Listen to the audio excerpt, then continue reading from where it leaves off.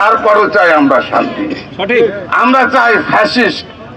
আপনাদের কাছে অনুরোধ, আপনাদের এই সামান্য ভুলের কারণে আপনারা দেখেছেন গতকাল গোপালগঞ্জে আপনাদের উপর আক্রমণ হয়েছে।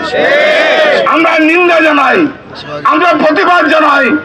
এই ফ্যাসিস্টরা সুযোগ পেলেই এরা আক্রমণ করবে, হামলা করবে। আমি আমার বিএনপি নেতৃবৃন্দ এখানে আছেন, আজাদ সাহেব আছেন, রহিম সাহেব আছেন, যুব দলের নেতারা আছেন। আমার অনুরোধ আপনাদের কাছে, আপনারা নিজেদের সমস্ত বিভেদ দ্বন্দ্ব ভুলে গিয়ে ঐক্যবদ্ধ হবে আওয়ামী লীগকে মোকাবেলা করেন।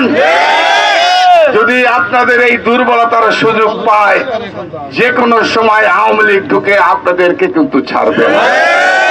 আমি সবাইকে বলতে চাই, বাংলাদেশের সকল নেতা কর্মীদের কাছে আমার আহ্বান, যার যার এলাকায় আপনারা ঐক্যবদ্ধভাবে এই ফ্যাসিস্টকে প্রতিহত করতে হবে। এই ফ্যাসিস্টরা যেন বাংলাদেশের মাটিতে আর কখনো স্থান না পায়।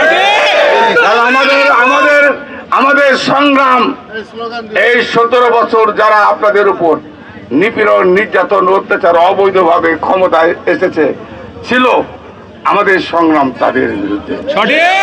আমি পরিশেষে আবারও বলবো, সকল রাজনৈতিক দলের কাছে আমাদের আহ্বান, আপনারা এখনো সময় আছে, এখনো সুযোগ আছে। আপনারা আর এই কাদা ছুড়ি না করে আমাদের নেতা, আমাদের দলের নেতৃবৃন্দ, আমরা সবাই মিলে এই ফ্যাসিস্টের বিরুদ্ধে আমরা ঐক্যবদ্ধভাবে যত তাড়াতাড়ি পারি নির্বাচন দিয়ে বাংলাদেশের মানুষের এই অস্থিরতা দূর করতে হবে। যতক্ষণ পর্যন্ত নির্বাচিত সরকার দেশের ক্ষমতা না আসবে, ততক্ষণ পর্যন্ত এই অস্থিরতা দূর হবে না।